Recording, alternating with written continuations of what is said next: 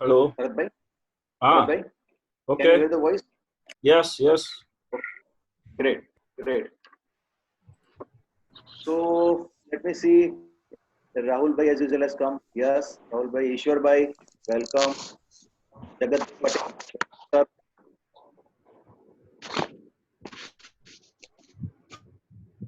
Prajapati Jignesh bhai is there. Bhavesh Varia, sorry, is there. Raj Prajapati is there. We welcome all you wonderful persons to the series Nation First Day. Uh, everybody except our main speaker.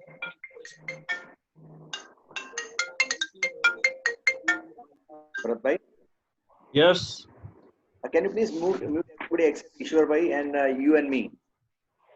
Okay Thank you, sir. Thank you. So,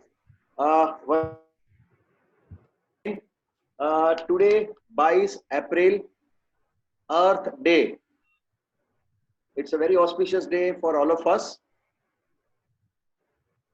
So, मैं आपको अर्थ day की शुभकामनाएं देता हूं और आज हम एक छोटी सी प्लेज ये भी लेंगे कि हो सके तो अपनी लाइफ में वृक्ष ज्यादा से ज्यादा हम बोएंगे ताकि हम अपनी धरती माँ को और भी अच्छा रख सके। आज अपनी नेशनल वेबिनार सीरीज का तीसरा दिन है जिसके टॉपिक्स आज हमने रखे हैं एजुकेशन और एजुकेशन की इम्पैक्ट क्या हो सकती है पैट्रियोटिज्म पे। भरत भाई हमारे सेकंड स्पीकर है, वो अपना विचार साझा करेंगे, अपनी जो उनकी एक्सपर्टीज है नेशन ये मेक इन इंडिया के वो मेंटर भी है।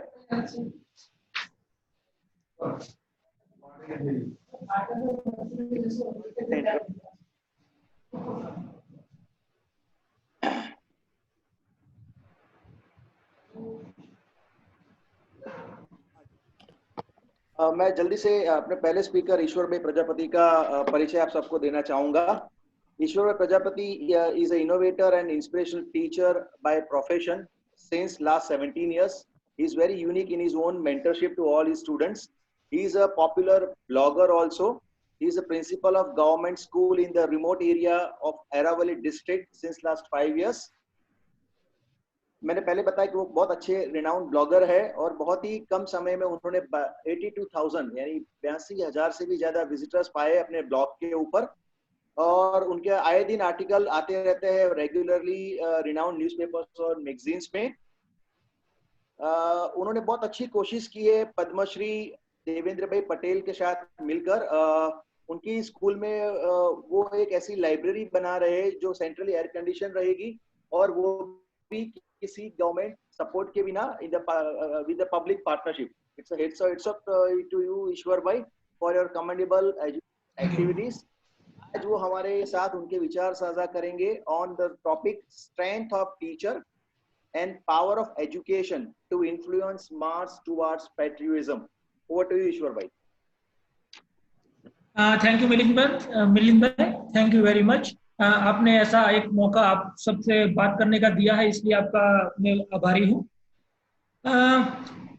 बुद्धिमान व्यक्ति वो है जो अपने इतिहास से कुछ सीखे और जब शिक्षक और शिक्षण की प्रणाली के बारे में जब हम आज बात करते हैं तो हमारे गौरवशाली भारत के गौरवशाली इतिहास में एक पीछे मोड़ के हम नजर डालते हैं तो हमारा मस्तक और गर्व से ऊंचा हो जाता है।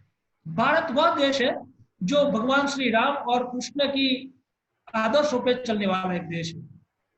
इतने अद्भुत व्यक्तित्व की हजारों साल के बाद आज भी उनको बारे में सुनना, जानना, मानना आज भी हमें मधुर लगता है। ऐसे अद्भुत चरित्र के निर्माण में उनकी पारिवारिक संस्कारिता के बाद और किसी का महत्वपूर्ण योगदान रहा है तो उनके कुल गुरु वशिष्ठ और सांदीपनि जी का है। तो शिक्षा का क्या महत्व है हम प्राचीन युग से आज तक के जानते आए हैं। भारतवर्ष क्या चाणक्य जी तो कभी भूल सकता है? कभी नहीं। शिक्षक कभी साधारण नहीं होता। प्रलय और निर्माण उनकी गोद में पलता है। ऐसी अमर उक्ति को सार्थक करके उन्होंने बताई है। और शिकागो की धर्म परिषद में संबोधित करते हुए सारे विश्व में भारत का डंका बजाने वाले स्वामी विवेकानंद जी को रामकृष्ण परमहंस जी नहीं मिले होते तो क्या हमें स्वामी जी मिल सकते थे? बिल्कुल नहीं दोस्तों। तो एक गुरु का एक शिष्य के जीवन में कितना महत्व है, ऐसे परंपरा में हमें शिष्य और गुरु की प्रणाली के बारे में हम जानते हैं तो हमें और हमारा मस्तक अधिक उन्नत हो जाता है। दोस्तों मैं आपसे आज एक बात करने वाला हूं कि हमारा भारत देश वह देश है जिसमें नालंदा, तक्षशिला और वल्लभी जैसी प्रसिद्ध विद्यापीठ यहाँ हुआ करती थी, जहां मात्र साक्षर विषय नहीं लेकिन जीवन को उन्नत करने वाली, चारित्र निर्माण करने वाली शिक्षा दी जाती थी। और देश और दुनिया से हजारों विद्यार्थी जिज्ञासु यहाँ पढ़ने के लिए आते थे। लेकिन ऐसा क्या हुआ कि आक्रमणकारों ने हमारी शिक्षा प्रणाली पे बड़ा घात किया और हमारी शिक्षा प्रणाली धीरे धीरे नष्ट करते चले गए। हम जानते हैं अंग्रेज मैकॉले, जिसने एक पत्र अपने पिताजी को लिखा था जो आज भी इंग्लैंड की एक म्यूजियम में रखा हुआ है, जिसमें उसने लिखा था कि भारत एक ऐसा देश है, मैं 4 बार दौरा कर चुका हूं, वहां एक भी भिखारी और एक भी चोर मुझे दिखाई नहीं दिया। उसके लोगों में ऐसी नैतिक हिम्मत है, नैतिक ताकत है, जिसे देख के मुझे लगता है ऐसे लोगों को ज्यादा हम गुलाम नहीं देख सकते। लेकिन किसी राष्ट्र को अगर गुलाम करना है तो उसकी शिक्षा प्रणाली को नष्ट की जाए। और बाद में क्या हुआ ये हम सब जानते हैं। मैं बात कर रहा हूं आज की शिक्षा प्रणाली की, उसमें कई सारी समस्या हम आज देख सकते हैं। आज की जो हमारी परीक्षा पद्धति है, मैं उसके बारे में बात करूं तो वो हमारी परीक्षा पद्धति जो है वो मेमोरी टेस्टिंग के ओरिएंटेड है और मार्क्स ओरिएंटेड है। उसमें सृजनात्मकता का मूल्यांकन हो सके ऐसा अवकाश बहुत कम है। आपको बताते हुए मुझे दुख होता है कि जब हमारे परीक्षा के परिणाम आते हैं तो साहब हमारे यहाँ नदी, तालाब और डैम पे सिक्योरिटी रख दी जाती है। अरे ऐसा क्या हो गया? कुछ तो चूक हुई है हमारी ओर से, कुछ तो देने में हम कहीं तो गलत निकले हैं। लेकिन एक शिक्षक क्या कर सकता है उसके बारे में मैं आपको आज थोड़ी बात आज के शिक्षक के बारे में बता रहा हूं। शिक्षक जो चाहे तो आज की परिस्थिति भी पलट सकता है। हमारे यहाँ कई गवर्नमेंट स्कूल में, प्राइमरी स्कूल में कई ऐसे टीचर हैं जो अच्छा काम कर रहे हैं और बच्चों में ऐसी शिक्षा दे रहे हैं जो उन्नत से अपना जीवन बिता सके। और गुरु का स्थान वो होता है आपके जीवन में भी। आप प्राइमरी स्कूल से पढ़े हो आज तक, लेकिन ऐसा हुआ होगा कभी ना कभी आपको आपके शिक्षक जरूर याद आते होंगे। तो मेरा कहने का मतलब यही है कि दुनिया में हर एक व्यक्ति यूनिक है। हर एक बच्चा हमारे पास आता है वो यूनिक है, लेकिन उसके अंदर जो हुनर पड़ा हुआ है वो दूसरे बच्चों में नहीं दिखने को मिलता। हर एक बच्चा तो टॉपर हो नहीं सकता। जो और हर एक बच्चा टॉपर हो जाएगा तो हमें दूसरा सचिन तेंदुलकर कहां से मिलेगा? दूसरी हमारी लता जी कहां से मिलेगी? हमें अमिताभ जी कहां से मिलेंगे? आप सब में से कम लोग जानते होंगे कि हमारे महात्मा गांधी जी एसएससी में सिर्फ और सिर्फ 40% से भी कम मार्क्स से पास हुए थे, फिर भी वो हमारे राष्ट्रपिता बने क्योंकि उनकी अंदर की शक्ति को उन्होंने जागरूक किया था। हनुमान जी समुद्र तो लांघ सकते थे, लेकिन उनकी विस्मृत हुई शक्तियों को जागृत करने वाला जाम्बुवंत जी चाहिए। और आज के जमाने वो जाम्बुवंत का काम अगर कोई कर सकता है तो वो शिक्षक है। शिक्षक वो काम बखूबी कर सकता है और शिक्षक का एक एक वचन अपने विद्यार्थी के लिए ब्रह्म वाक्य बन जाता है। अगर कोई बच्चा है, अपने मम्मी पापा बहुत प्यार करते हैं, उनकी बात भी नहीं मानेगा, लेकिन जब उसकी टीचर, उसका साहब, उसका मैडम उसको बात बोलेगा तो वो हंसी खुशी वो बात मान लेता है। मैं अब मेरे बेटे की बात करता हूँ, वो मेरे ही स्कूल में दूसरी कक्षा में पढ़ता था, मैं यहाँ प्रिंसिपल हूँ, लेकिन जब मैं कोई बात उसे घर पे मनाने की बात करता था तो वो नहीं मानता, लेकिन वो बोलता है मेरी टीचर ने ऐसा कहा है, तो वो टीचर की बात जल्दी से मान लेता है। जब आज हम नेशनल बिल्डिंग की बात कर रहे हैं, राष्ट्र भावना की बात कर रहे हैं, तब एक शिक्षक किसी भी राष्ट्र की नींव का पत्थर अगर कोई बनता है तो वो शिक्षक है। और नेल्सन मंडेला जी ने तो यह कहा है, education is the more powerful, is the most powerful weapon.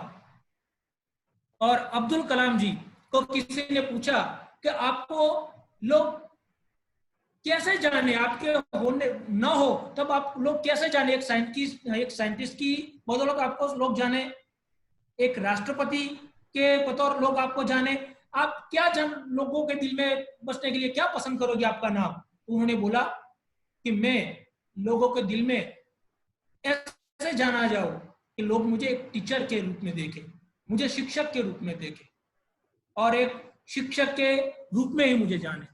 तो शिक्षक का क्या महत्व है वो हमें इस बात से भी अब्दुल कलाम ने भी हमें समझाया है। शिक्षक वर्ग में सिर्फ किताबों से पढ़ाए वो ही ठीक बात नहीं है, लेकिन अपने आचरण से, अपने व्यवहार से जो पढ़ाता है वो बच्चे के दिमाग पे बहुत ज्यादा देर तक अमिट छाप पड़ जाती है। तंबाकू के बारे में लंबा लेक्चर देने वाला अगर कोई आदमी पान के गल्ले पे जाके तंबाकू को प्यार करता है तो उसकी ज्यादा असर नहीं पड़ती है, लेकिन आप हर एक बारीक आपका वर्तन, बारीक निरीक्षण आपका वर्ग का हर एक बच्चा करता है। आप क्या कर रहे हो, जो आप बोल के पढ़ाते हो उससे ज्यादा आपका वर्तन बच्चों को पढ़ाने के लिए बेहतर होता है। तो जब हम राष्ट्रगीत गाते हैं, वंदे मातरम गाते हैं, तो हम बात करते हैं हमें सावधान में रहना चाहिए, लेकिन जब वो गाते समय कोई व्यक्ति मोबाइल पे लगा रहता है तो वो क्या सिखाएगा? तो एक जागरूक नागरिक के लिए हमें अपने व्यवहार से, अपने वर्तन से बच्चों को सिखाना चाहिए। और आखिर में मैं एक दुष्यंत कुमार जी की पंक्ति कहकर मैं अपनी बात समाप्त करना चाहूंगा। सिर्फ हंगामा खड़ा करना मेरा मकसद नहीं, कोशिश रहे कि सूरत बदल दी जाए। पीर पर्वत से हुई अब तो पिघलनी चाहिए, हिमालय से कोई गंगा निकलनी चाहिए, मेरे दिल में नहीं तो तेरे दिल में ही सही। कहीं भी हो आग लेकिन आग जलनी ही चाहिए, कहीं भी हो आग, आग जलनी ही चाहिए। आकाश में भी सुराग हो सकती है यारो, तबीयत से कोई पत्थर तो उछालो। मिलिंद भाई, आपने मुझे अवसर दिया आप सभी से बात करने के लिए, इसलिए मैं आपका बहुत बहुत आभारी हूँ। Thank you very much. जय हिंद, वंदे मातरम। Thank you. Thank you very much Ishwar भाई। मैं अपने पार्टिसिपेंट्स को अभी अपने पास 2-5 मिनट का समय है उनके साथ इंटरेक्शंस करने का। मैं जल्दी से किसी को अगर पूछना है ईश्वर भाई से तो अपने ये सब्जेक्ट के हिसाब से कुछ भी आप जल्दी से पूछ सकते हैं 1-2 मिनट के लिए, प्लीज। Anybody is there? किसी का कोई प्रश्न हो तो आप पूछ सकते हैं। आप अपना हैंड राइज कीजिए तो हमें पता चले आप कौन पूछना चाहता है आपकी बात। ठीक है। मैं ये समझ रहा हूँ, हाँ मैं ये समझ रहा हूँ कि शिक्षा कारण नहीं होता है जी, प्रणय और उन्नति गोद में खेलते हैं। कोई भी शिक्षा साधारण नहीं होता है, वो देश को तो ये इसके साथ हम आगे बढ़ते हैं। और हमारे आज के जो दूसरे स्पीकर हैं वो है हमारी ये प्रोग्राम के coordinator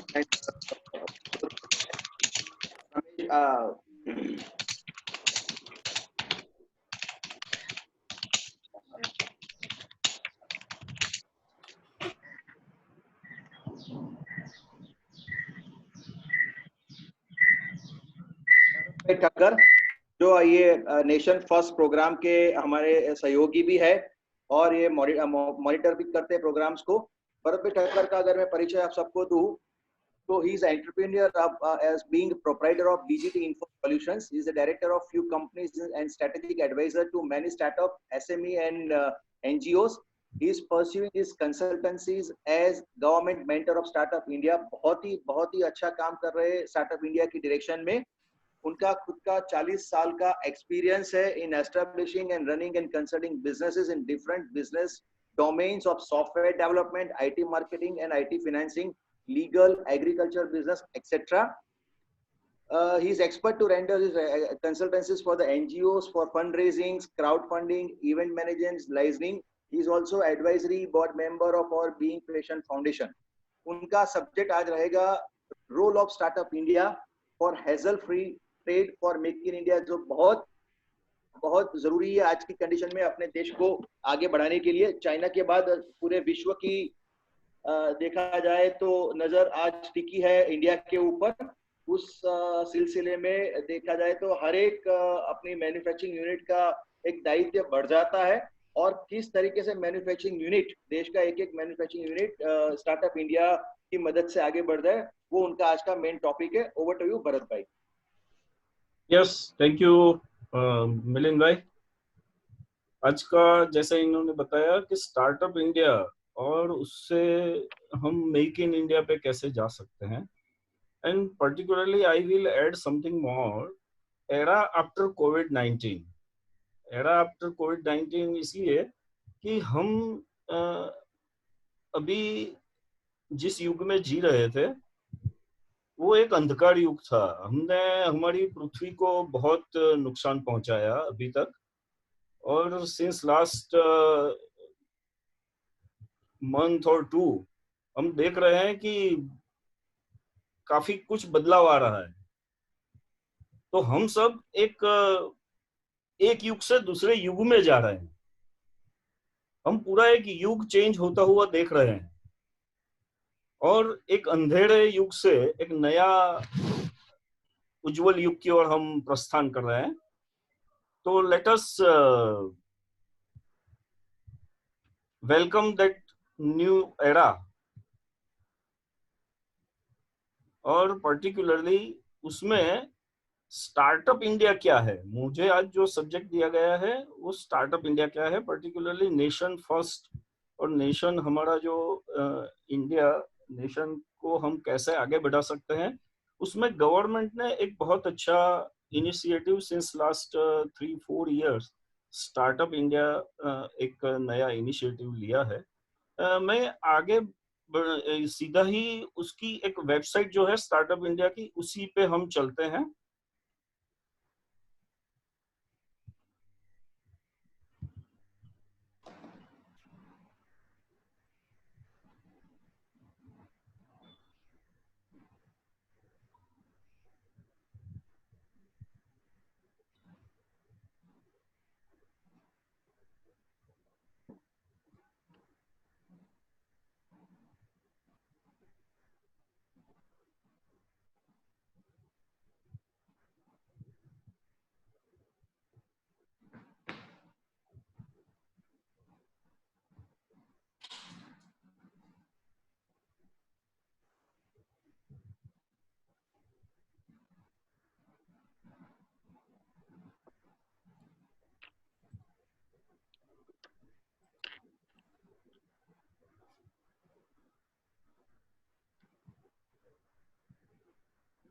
this is our startup India portal, जो गवर्नमेंट का एक बहुत अच्छा इनिशिएटिव है।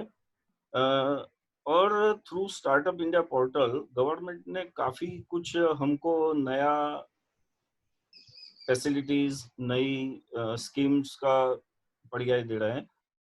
अभी उसमें करीब 3 लाख से 4 लाख के करीब 3,93,233 यूजर्स ऑलरेडी रजिस्टर्ड है। और उसमें से स्टार्टअप जो पर्टिकुलरली स्टार्टअप रजिस्टर्ड है वो 79,783 इतने स्टार्टअप रजिस्टर्ड है। इंक्यूबेटर्स जो स्टार्टअप को फैसिलिटीज दे रहे हैं, ऐसे 565 इंक्यूबेटर्स अवेलेबल है, और एक्सेलरेटर्स और कॉर्पोरेट्स जो कॉर्पोरेट इस स्टार्टअप को मदद कर रहे हैं, जो उसको हेल्प कर रहे हैं, ऐसे 121 एक्सेलरेटर्स अवेलेबल है।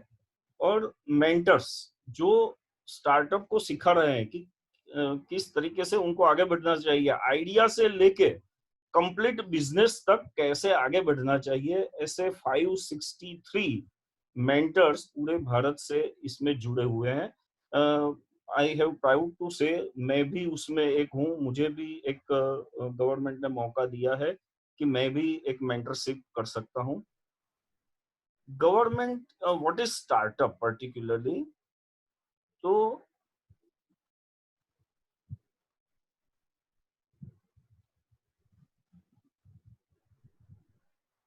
स्टार्टअप एक नेटवर्क इकोसिस्टम बनाया गया है जिसमें आप पार्टिसिपेट कर सकते हैं। जैसे मैंने कहा, उसमें startups, incubators, investors, accelerators, mentors, ये सब जुड़ते हैं। उससे क्या फायदा होता है? First is very good knowledge bank उसमें दिया हुआ है स्टार्टअप का। कुछ पार्टनर सर्विसेज भी है, टेम्पलेट्स फॉर एवरी सिचुएशन। आपको लीगल डॉक्यूमेंट करना है, आपको कोई लेटर लिखना है, वो सब के लिए इसमें रेडीमेड टेम्पलेट्स दिए गए हैं। ऑनलाइन कोर्सेज कुछ दिए गए हैं कि and it is again many of them is free of charge. आप उससे आपकी जो स्किल्स है उसको आगे बढ़ा सकते हैं। कैसे पार्टिसिपेट कर सकते हैं आप उसमें? उसका रजिस्ट्रेशन करके उसमें पार्टिसिपेट कर सकते हैं। I will share that whole document with everybody. अभी तक जो DPIIT से रिकॉग्नाइज हुए हैं, ऐसे 31,000 स्टार्टअप्स हैं। उसमें से 221 को इनकम टैक्स का एग्जम्पशन ऑलरेडी मिल चुका है।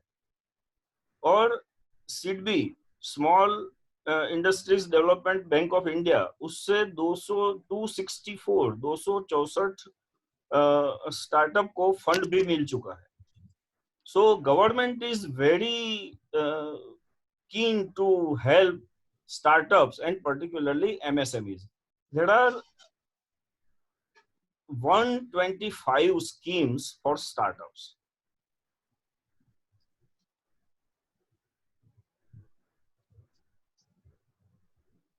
जिसमें कई वेंचर कैपिटल के लिए ज्यादातर ये सब अलग अलग रिसर्च और वेंचर कैपिटल और बिजनेस आगे बढ़ाने के लिए फंड के लिए सब स्कीम्स है। Around not exactly 125 schemes are there. और ये सब का किस तरीके से यूज करना, वही हमारा काम है। हम जो मेंटर होके यही हम सबको सिखाते हैं। Particularly I am on this portal, और लाइक से ये हमारा लास्ट प्रोग्राम था जो 18 अप्रैल को हमने लॉन्च किया था इसी स्टार्टअप पोर्टल पे। आज तक मैं इसमें 5 प्रोग्राम लॉन्च कर चुका हूँ, सॉरी 6 प्रोग्राम लॉन्च कर चुका हूँ। और इससे जो बेनिफिट्स है वो पर्टिकुलरली आपको इनकम टैक्स में बेनिफिट मिलता है। then you can get a good funding, you will have a good network abilities।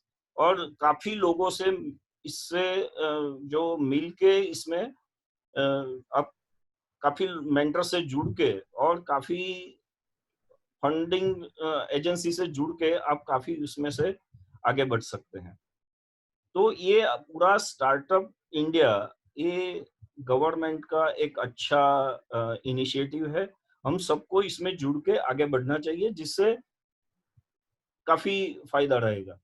Mainly why after Covid, after this, ये कब खत्म होगा किसी को पता नहीं है। ये एक अननोन एनिमी हमारे साथ आ गया है और हम सबको, पूरी दुनिया को इसने जोड़ के रखा है। अब इसके बाद क्या होगा? Naturally as all economy says, काफी बड़ी मंदी आने वाली है। तो उसमें स्टार्टअप का रोल क्या रहेगा? गवर्नमेंट हमको ये सब बेनिफिट्स दे रही है, काफी करीब 17,000 करोड़ का पर्टिकुलरली स्टार्टअप के लिए पैकेज दिया हुआ है गवर्नमेंट ने, और प्रोबेबली आने वाले समय में और भी पैकेज मिलेगा, ऐसा मान सकते हैं हम। और उसमें हम मेक इन इंडिया, अभी जो अलग अलग कंट्रीज है जहां से माल बन गए यहाँ बिक रहा था, like China and other countries, वहां से अब नहीं आएगा या लोग लेंगे नहीं, लोगों को उनके ऊपर से भरोसा कम हो गया है। तो उसी टाइम पे उसका हमको यूज कर लेना चाहिए, और वही यूज करके हमें आगे बढ़ के ये जो make in India, after with the help of startup India we will go to make in India, और उससे हम कैसे आगे बढ़ सकते हैं वो सोचना है। ये जो हमको टाइम मिला है, हमको ये थॉट प्रोसेस का टाइम मिला है, 21 दिन को तो चले गए, दूसरे भी कुछ 10 दिन चले गए, अभी 10, 11, 12 दिन रहे हैं, उसमें हमको ये हमारा बिजनेस स्टार्टअप इंडिया और मेक इन इंडिया के हेल्प से, गवर्नमेंट की हेल्प से कैसे आगे बढ़ाना है ये सोचना है। तो कुछ 2-3 चीज मैं और आपको बताऊंगा।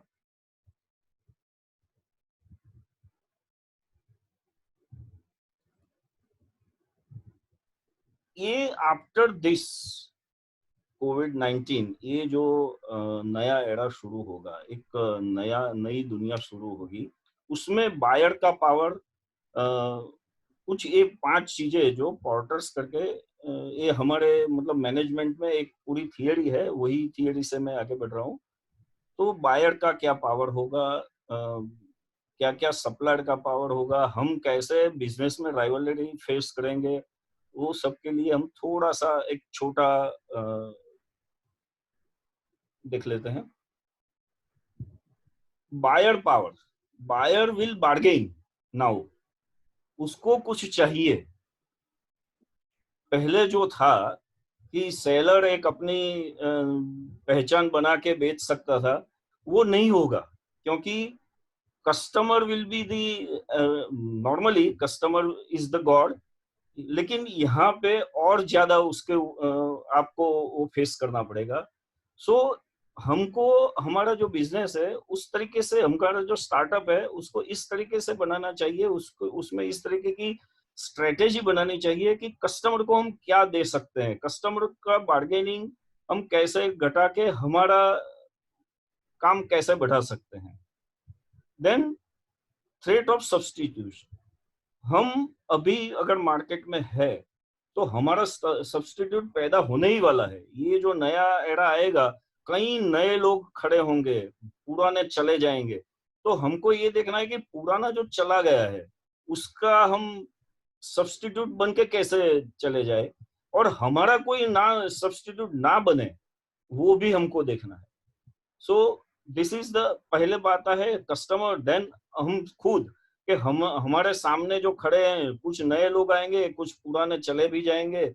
सो किस तरीके से हमको इस सिचुएशन का फायदा उठाना है। देन जो अभी मैंने बताया, threat of new entry, substitution, जो नए लोग आएंगे वो हमारे बिजनेस में पार्टिसिपेट करेंगे, हमारा बिजनेस ले जाएंगे, लेकिन उसको कैसे, न्यू एंट्रेंट को कैसे रोकना है, या उसके सामने हमको कैसे आगे बढ़ना है, वो स्ट्रेटेजी बनाना है। ये हमारे पास जो अभी लॉकडाउन का टाइम है या सोचने का एक वक्त मिला है, उसमें हमको ये 3, 4, 5 चीजें सोच के बिजनेस की एक नई स्ट्रेटेजी बनानी है, तभी हम मेक इन इंडिया को आगे बढ़ा पाएंगे और हमारा खुद का बिजनेस उसमें आगे बढ़ा पाएंगे। Then supplier power, supplier will also, ये जो नई सिचुएशन आएगी उसमें सप्लायर भी हमारे ऊपर, अगर हम कोई मैन्युफैक्चरिंग सेक्टर में है तो सप्लायर विल ऑल्सो गॉड बन जाएगा, जैसे कस्टमर गॉड बना है सप्लायर, क्योंकि उसके पास काफी इंक्वायरीज रहेगी, तो वो भी हमको एक जो हमको जो प्राइस पे चाहिए वो प्राइस पे ना भी दे, सो ये भी हमको देखना है कि सप्लायर को हम किस तरीके से चुने, सप्लायर कैसे हमको माल देगा, या दूसरे सप्लायर की और हमको देखना पड़ेगा, वो भी हमको एक देखना है। तो ये सब चीजें, सप्लायर पावर, कस्टमर पावर और कॉम्पिटिटर्स, तो हमारे कॉम्पिटिटर्स या तो कुछ ऐसे बिजनेस रहेंगे जिसमें कंपटीशन कम हो जाएगी, क्योंकि कुछ जो पुराने लोग हैं ये मंदी में चले जाएंगे, या कुछ नए लोग आएंगे जो, तो नई राइवलरी भी खड़ी होंगी, नए कॉम्पिटिटर्स खड़े होंगे। See so this is the whole scenario after COVID-19, so be prepared for Make in India. And yes, for Make in India we require skill development. We are not having any, हमारे पास जो पूरा एक 2020 में हमारी जो population है उसकी average age 28 year है. So we have large young population in India, but हमारी जो स्किल पीपल है ये is only 9%, and like say South Korea has 93%, USA has a 90% skill persons. So we are lacking in skill development here. So we हम तो उसी में आगे बढ़ रहे हैं. हमने एक पूरा कंसोर्शियम बनाया है स्किल डेवलपमेंट के लिए और उससे आगे बढ़ रहे हैं. जैसे मिलिंद जी ने बताया और मैंने भी अभी बताया कि मैं ये स्टार्टअप इंडिया के मेंटर के हिसाब से जुड़ा हूँ, तो हम स्किल डेवलपमेंट के लिए आगे बढ़ रहे हैं. तो स्टार्टअप इंडिया से और उससे आगे बढ़ के हमको मेक इन इंडिया कुछ करना है. तो first step is skill development, and within this month और 2 we need very good skilled people. Otherwise हम मेक इन इंडिया को जो हमको चाहिए उतना आगे नहीं बढ़ा पाएंगे. Thank you. Stay home and stay safe. Thank you very much, Bharat bhai.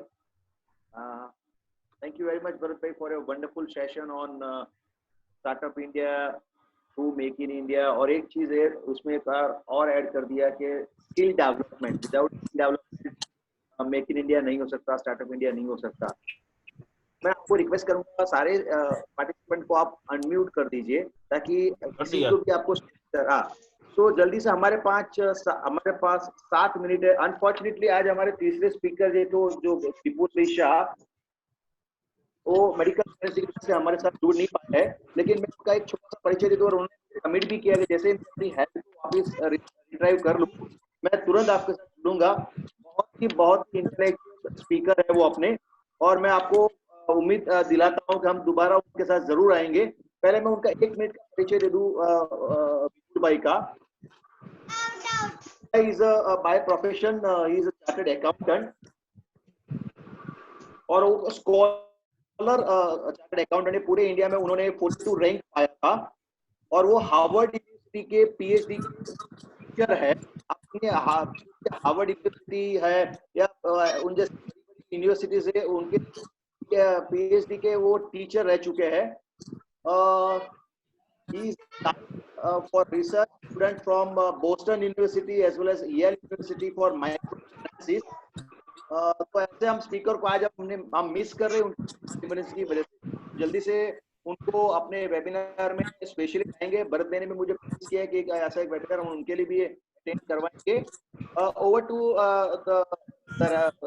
अपने दूसरे जो पार्टिसिपेंट भरत भाई को या ईश्वर भाई को कोई भी क्वेश्चन करना है, हमारे पास 6 मिनट है, आप कर सकते हैं. किरण भाई आपको पहले लेना चाहूंगा अगर आपको कोई क्वेश्चन है तो. किरण भाई कोटक. हाँ जी नमस्ते. Your expert views please. अरे आप दोनों की बातों से बहुत सारी चीजें नई जानने को मिली है और बहुत सारी चीजें आपने अच्छी तरह से याद दिलाई है. इस सेशन में सबसे अच्छी बात सबसे पहले जो ईश्वर जी ने कही और उन्होंने जॉन मैकाले को याद किया. बहुत ही सही बात है। जॉन मैकाले ने हमारी शिक्षा पद्धति को इस तरह से बदल दिया कि हम उनके अभी भी एक तरफ से गुलाम बने रहे, क्योंकि हमारी ऋषि परंपरा में, हमारे वेदों में शिक्षा थी, उस शिक्षा के सामने ये जॉन मैकाले की और पाश्चात्य शिक्षा का कोई मोल नहीं है, उसकी कोई तुलना नहीं की जा सकती। अभी भी हम चाहे तो दुनिया को बहुत कुछ दे सकते हैं। अंग्रेजों ने या मुगलों ने जिन चीजों को लूटा था वो हीरे जवाहरात इतने इम्पोर्टेंट नहीं थे जितने हमारे शास्त्र उन्होंने लूटे थे, हमारी पुस्तकें लूटी थी। तो वो जो ले गए थे उसी से उन्होंने हमारे शास्त्रों को हमारी लैंग्वेज से ट्रांसलेट करके बहुत सारी चीज की है। अगर आप दिल्ली में अक्षरधाम जाएंगे तो वहाँ प्रदर्शनी में आप देखेंगे कि बहुत सारी ऐसी चीजें हैं, बहुत सारी ऐसी बातें अच्छी तरह से बताई गई है कि दुनिया की बहुत सारी, जो जैसे कि हम अगर मेडिकल साइंस की बात करें तो 22 तरह की मेडिकल साइंस हमारी है जो हमने दी है दुनिया को। आज हम अब कोरोना से लड़ने के लिए सबसे ज्यादा सक्षम इसीलिए है, और कोरोना से लड़ने में हमारा योगदान भी सबसे ज्यादा है क्योंकि हमारे पास आयुर्वेद है। तो आयुर्वेद के कारण हम टिके हुए हैं। इसलिए ईश्वर जी की बात को मैं खास करके करना चाहूंगा कि उन्होंने बहुत इम्पोर्टेंट बात बताई। Thank you very much sir, आपका आभारी हूँ मैं अपने बात समझ के। सर मैं आपको ये भी बात बताना चाहता हूँ, आज ग्रेजुएशन किया हुआ जो व्यक्ति है वो व्यक्ति वो अपना खुद का काम करने में छोटापन महसूस कर रहा है, वो अपना काम करने में अच्छा नहीं अनुभव कर रहा है। वो आज की शिक्षा पद्धति की ये सबसे सबसे सबसे जो कमियां है ना, ये बात है। आज जो हमारे यहाँ यूनिवर्सिटी में स्किल डेवलपमेंट नहीं है। That's the point. और सर आज हमारे प्राइमरी एजुकेशन में जो हम किसी बच्चों के हाथ में झाड़ू लेके कुछ सफाई कराते हैं तो हमारे प्रेस में दूसरे दिन फोटो आ जाता है। अरे यार ये तो जरूरी है, गांधी जी ने भी बोला है स्वयं के लिए आप आत्मनिर्भर बनो, तो दूसरे पे हम डिपेंड रहे। ये हमारी सबसे बड़ी मर्यादा है।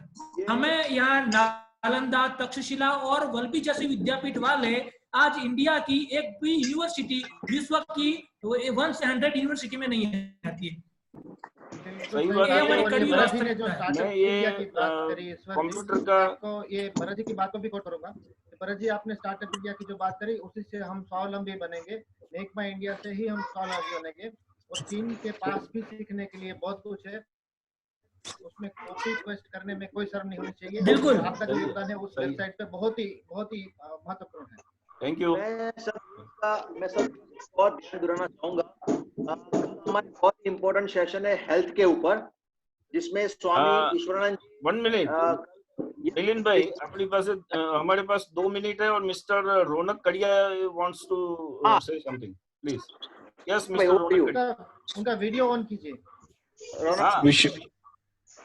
हाँ जी Ishwar sir, I was recently in Aravalli at Sir P.T. Science College, and I was surprised to see the competition organized by Vichcos NIP school level. Thank you. Bharat sir, I would like to share that I have visited Ahmedabad, Gandhinagar, Patan, Himmatnagar, Aravali, but I found the real talent in Aravali, Himmatnagar and Patan rather than Ahmedabad and Gandhinagar. Very good, very good. And I was surprised to see the startups of the like school students. 9th standard come with an amazing startup. Very good. They were working on cerebral palsy. They were producing a device. They were working on a pump which could like release dopamine. I am so many. By the way, I said one thing. Myself is a president of Cerebral Palsy Sports Federation. Great. वो मैं बताना भूल गया. Sorry. Okay. So I'm really highly obliged to learn from you all people, being a very young guy. Thank you. And we should be thankful to Milan ji for bridging us, all of us. Even yesterday's session of Hiran sir was really good. Yeah. And I'm really thankful. Like, इतना सारा experience आप सबके पास है. So it is our responsibility, being a young and very small age person, to take it ahead. आपके dreams के, आपके बातों को experience आगे ले जाना है. Yes. So over to all. बहुत कम है रौनक जी, मैं इस वक्त बिलिन जी का शुक्रिया अदा करना चाहूंगा, उनका धन्यवाद करेंगे हम सब और इस सफल सेशन के लिए। बहुत ही अच्छी Okay, बातें बता रहे bye. हैं। ऐसी webinar Bye. Thank continue you. करें। थैंक मैं- thank you you all of you, thank you. Bye. पहले मैं थैंक्स बोल दूं जो अपने पार्टिसिपेंट है, हार्दिक भाई, हिरेक भाई, फिर नटू भाई, संध्या देशपांडे जी, वो अपने रेगुलर व्यूअर्स है, देवेश भरत पंड्या जी, पटेल भाई,